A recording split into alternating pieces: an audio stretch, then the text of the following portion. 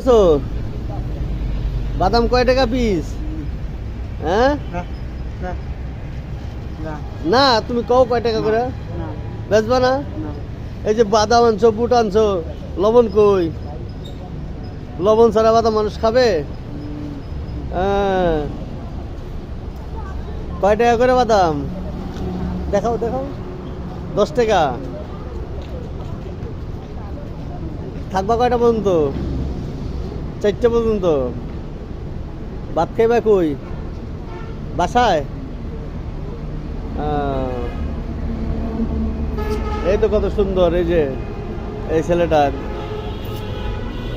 বুদ্ধি প্রতিবন্ধী, কিন্তু বাট খুবই সুন্দর, নম্র ভদ্র। এই বাদাম বিক্রি করতেছে। অন্যান্য সুস্থ মানুষ আল্লাহ তাআলার কাছে ভিক্ষা, মানুষের কাছে ভিক্ষা চায়। এই সুস্থ মানুষ, অসুস্থ মানুষ তারপরও বাদাম বিক্রি করে খাইতেছে। সবাই ছেলেটার জন্য দোয়া করবেন।